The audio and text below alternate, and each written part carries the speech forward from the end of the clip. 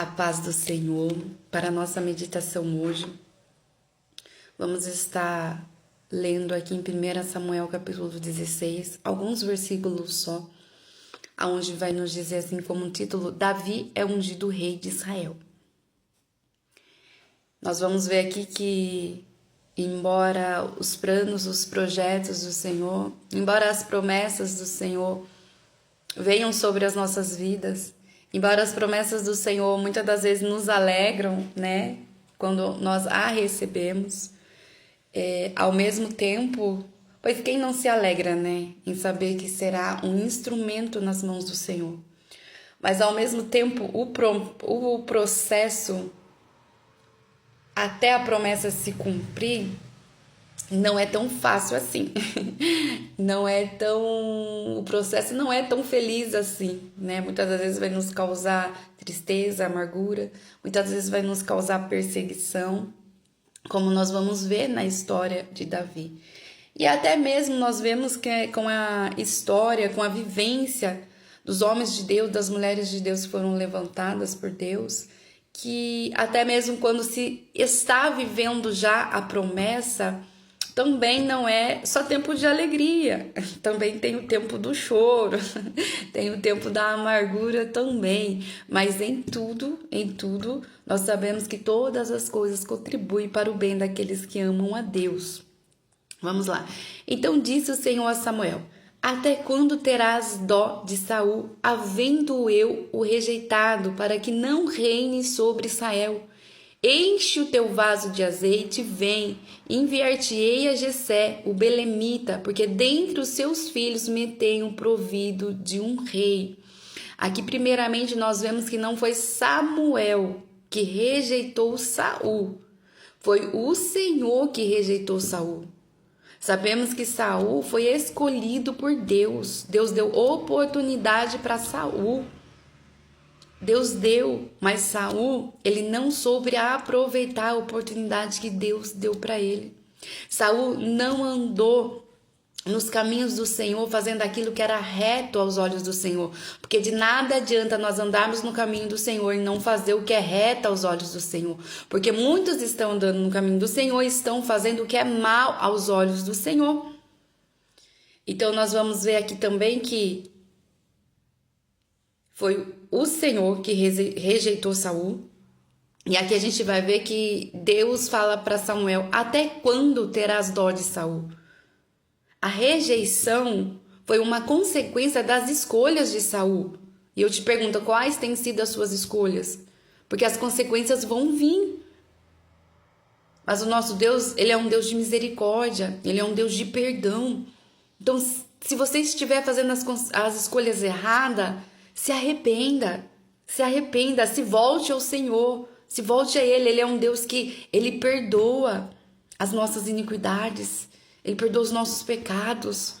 Então, se você está aí com fôlego de vida, ainda há tempo para você se arrepender. Volte ao Senhor enquanto há tempo.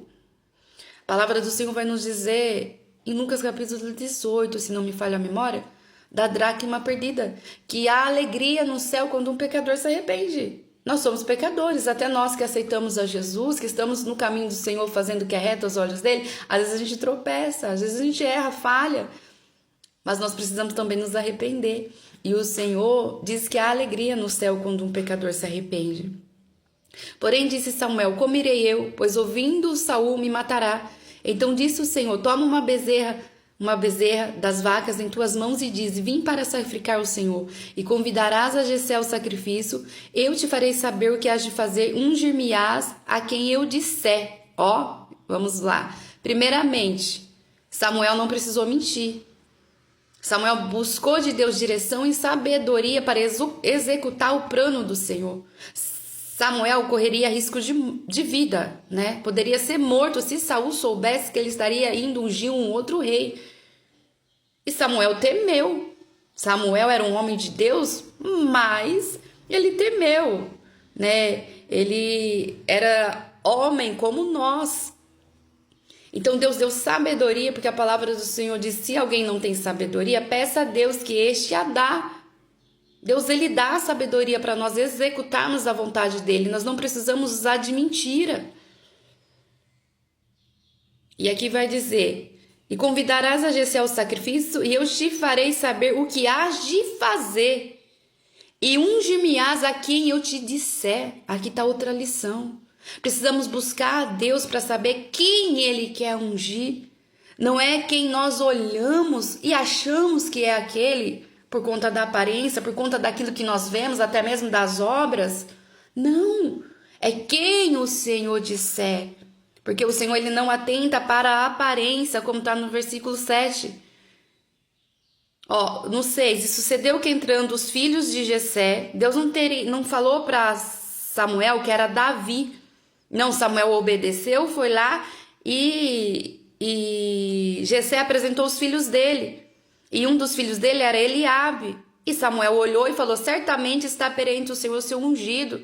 E Deus disse: não atente para a sua aparência, nem para a grandeza da sua estatura, porque eu o tenho rejeitado, porque o Senhor não vê como o homem, pois o homem vê o que está diante dos olhos, porém o Senhor olha para o coração.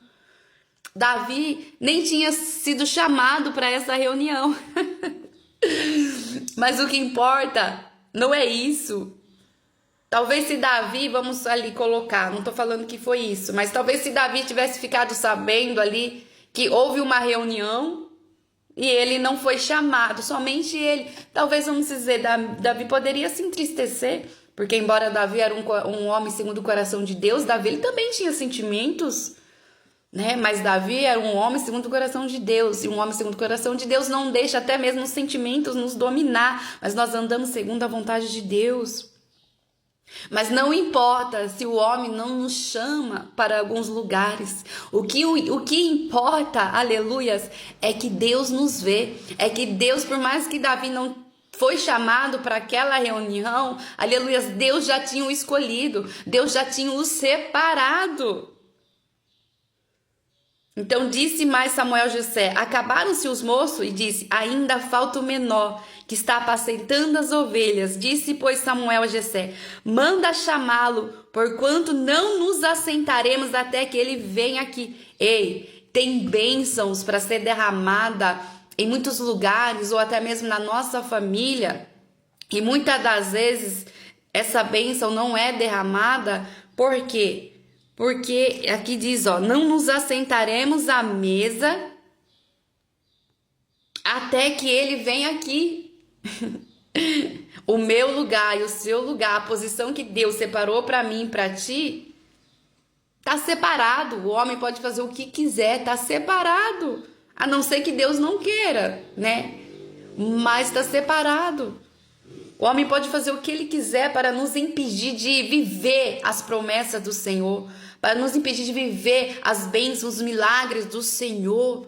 Aleluias. Pode. Mas a porta que Deus abre, o homem não fecha. Aqui, Deus fecha, o homem não abre. E se nós vamos ver mais para frente,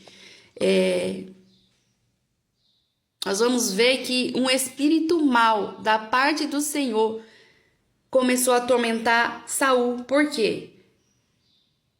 No versículo 14 vai dizer: o espírito do Senhor se retirou de Saul e atormentava um espírito mau da parte do Senhor. Como assim um espírito mau da parte do Senhor? Nós sabemos que Deus é o Criador. Foi Ele que criou os anjos, foi Ele que criou tudo. Mas nós sabemos das escolhas. Então esses espíritos maus fizeram a escolha errada. Mas, aleluia, Deus manda até nesses espíritos maus. Deus manda em tudo. Deus permite algumas coisinhas, né? Deus dá a liberdade de escolha ao ser humano. E infelizmente muitos fazem a escolha de deixar ser dominado pelo mal, deixar de ser dominado pelos espíritos maus. E aí é onde vem as consequências, ainda onde vem os sofrimentos. Mas deixa eu dizer uma coisa: quando Deus manda em tudo, mas inferno e homem não tem poder de mandar em Deus. Não. Deus permite. Se Deus permitiu um espírito mau te tocar ou tocar em mim, nos servos dele, que nós vamos ver como Jó, Deus permitiu, não tocou na mente de Jó, não, tocou em tudo, até na saúde física, mas na mente não, porque Deus tinha um propósito maior para abençoar a vida de Jó. E é assim na nossa vida. Quando Deus tem um propósito maior, Ele usa aquela situação para nos abençoar.